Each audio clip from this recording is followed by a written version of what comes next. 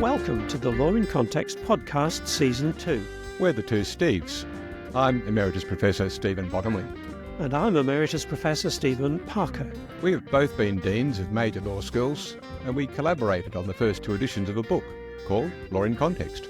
These podcasts explain fundamental legal concepts in an accessible way. Whether you are a member of the public wanting to know more about law and make sense of what is in the news, Or you're thinking of studying law, or you are already a lawyer looking for a refresher course, this podcast is for you, with transcripts and more about us, two Steves, on our website at lawincontext.com.au. Have you ever been the victim of a crime or know someone who has? It can be highly traumatising and leave people disillusioned with the whole legal system. If they are treated badly by the legal system, they will have less confidence in it. If word gets around, perhaps fewer crimes will be reported. In this episode, we look at victims of crime.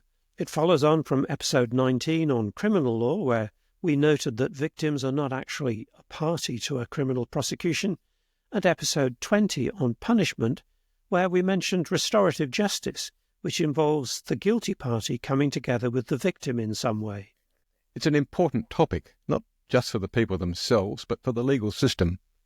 In democracies, legal systems depend on public confidence, and if that is eroded at the point where innocent people suffer most, being the victim of a crime, it brings the whole idea of justice into disrepute. Despite numerous reforms in recent times across the world, which we will hear about, there still seems to be a major problem. In 2024, the Victims of Crime Commissioner in Victoria, Australia, issued findings from a survey showing that 74% of victims said they were either never treated as a participant in the criminal law process or only treated as a participant sometimes. They felt they were not a part of decision-making. They did not have a voice. They were given inadequate information.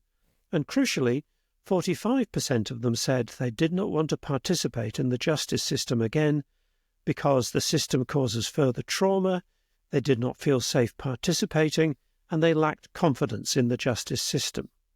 Before looking at the numerous reforms and innovations taking place around the world, we need to understand how we got to here, the historical context. In simpler, more communal, kin-based societies, victims brought their complaint to whatever process the community had for resolving conflicts. They were, in modern language, parties to the matter. Their satisfaction was a key component in disposing of the conflict. As centralised government structures came together and nation-states were formed, we see the government or the ruler taking over the administration of justice and acquiring what is sometimes called a monopoly over legitimate violence. The role of communities and victims is diminished. In the common law context, this occurred after the Norman invasion of England in 1066. William the Conqueror introduced the notion of the King's Peace. The king was the protector of all society. It was the monarch who kept the peace. Crimes were increasingly viewed as offences against the state rather than against individual victims. It was the state, and only the state, that meted out punishment to the offender. True, the victim or complainant had a part to play in giving evidence, but that was that. And so it continued until quite recently. Let's assume that all the barriers to a case getting into court have been overcome. The victim has reported it, the police have acted, charges are laid, the prosecutor decides to go ahead, and the matter comes to court. And let's assume, to begin with, that the defendant pleads guilty, which statistically is by far the most likely step. Guilty pleas are probably around 75% of serious cases, rising to over 90% of less serious ones. The court will hear something about the statement the victim gave to the police, and the prosecutor will refer to the harm caused to the victim when advising the court on the appropriate level of punishment. But does the victim have a more direct voice, and even the chance to influence the outcome? The most common device now being used around the world is normally called the Victim Impact Statement. These first occurred in the US in the 1970s and have spread to almost all jurisdictions in some form or other. They allow the victim to describe what they went through when the crime was committed and their view of the harm it's caused them. Some jurisdictions allow family members to give statements if the victim died, although that is controversial. The eloquence of the family, or the fact that they were particularly close to the deceased, arguably should not be a factor in sentencing, although the making of the statement might help them in their mourning. Victim personal statements were introduced in the United Kingdom in the 1990s under what was called the Victims' Charter. And in Australia, they are now widespread. You're listening to the Law in Context podcast by the two Steves. Remember to rate us on the platform you are using. Now, back to one of us. Studies have been done of the benefit or otherwise of victim impact statements to victims, and there is research on whether they are actually provided to courts in all cases where they should be. According to systematic research in England and Wales, many victims report not being asked to provide a statement, and their actual use, whether the victim remembers it or not, varies from court to court. There is some evidence that victim impact statements improve victims' perceptions of the criminal justice system. There is a little evidence they reduce reoffending by the defendant by bringing home to them the consequences of their actions, but this evidence is by no means conclusive. However, there are some concerns about the actual idea of victim impact statements. Should the law punish differently one criminal act from an identical one just because one has more impact on the victim than the other? Should the eloquence of the statement sway a judge? One purpose of the state taking control of criminal proceedings is to remove emotion and keep a desire for vengeance in check. In our episode on punishment, we also mentioned the rise of mandatory sentencing, or at least rules that restrict a judge's discretion in sentencing. The victim impact statements run counter to this. If the judge's hands are tied, what is the point of the statement? Might it even lead to frustration or disillusionment if the victim feels the statement played no actual role? A different way in which the victim is taken into account in criminal proceedings is restorative justice, which we mentioned in the previous episode. Here, as part of the actual sentence, rather than as an input into the sentencing decision, the offender and the victim come together. A pioneer of thinking about restorative justice is the Australian criminologist Professor John Braithwaite. The essence of his argument is that crime hurts, so justice should heal. The actual process varies from jurisdiction to jurisdiction, but there are some common features. First, inclusion. Victims, offenders, and often community members come together in some way to be part included in a process. Second, communication.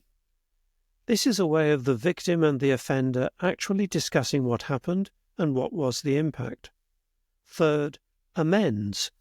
The offender is encouraged to take responsibility and make restitution for the harm caused. And fourth, reintegration. The aim is to help both victim and offender to reintegrate into the community. This last point is a complex one. Traditionally, criminal sentencing involves the idea of shaming the offender publicly to demonstrate the community's condemnation. However, the effect of this can be to push the offender further away from the community by stigmatising them, leading to higher rates of reoffending.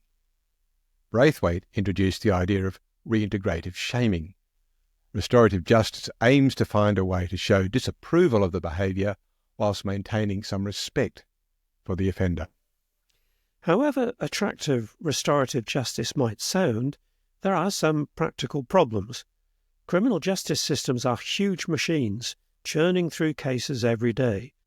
To expect restorative justice to be the normal outcome would be hugely complex to administer and expensive. There are concerns about offenders gaming the system, of faking remorse and not genuinely taking the process seriously, with the motive of an overall better outcome for them. Then there are concerns that it's not suitable for all types of offences. This must clearly be right, but how do you decide which ones it's suitable for?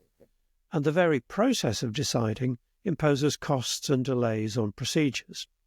And there are concerns about power imbalance between offender and victim, for example in domestic abuse, the victim might actually be coerced into an apparent resolution. This leads to broader concerns that it might re-victimise the victim, making them go through it all again. An argument for the state prosecuting crimes in the first place is that it puts a distance between the offender and the victim. This is a theme we pick up now when we look at the victim's role if the defendant pleads not guilty. It's very likely that the victim will need to give evidence and will be cross-examined by the defendant's lawyer. This is often a difficult experience for the victim at the best of times, but if the nature of the crime is highly personal, typically a sexual assault matter, then the victim may be re-traumatised simply by having to relive the event or by having their own personal history examined in public. Most jurisdictions have some measures in place to shield victims to some extent, but it is a highly controversial and complex area where arguably some victims are further damaged in order to preserve rule of law values of procedural fairness and public justice. Many jurisdictions have support and compensation schemes for victims of crime. They do not normally require the offender to have been convicted or even identified, but these are mostly restricted to violent crimes. This is good, but limited. And what of the victims of identity theft and online fraud? Their lives can be ruined, but unless they have a remedy against a financial institution or platform, they are on their own. A topic we will come back to. So there we have it. Criminal prosecutions are a matter for the state, not the victim. Punishment is an expression of the community's condemnation of the behaviour. The consequences of conviction can be very severe, so procedural and other safeguards are put into place. By and large, the victim really is sidelined, and deliberately so. Measures to make the victim more involved seem always to be attempts to graft them back into the process rather than put them at the centre. I hope you now feel shame for your comments about my jokes in previous episodes. Yes, Steve, and I hope by me acknowledging this, you feel better. I think you're faking it. Okay, end of sentence. Thanks for listening to this episode, brought to you by The Two Steves. You can find more in this gripping series at lawincontext.com.au or wherever you get your podcasts. Send us a question or add a comment on the website. And as Sergeant Esterhouse used to say in Hill Street Blues, let's be careful out there. Bye.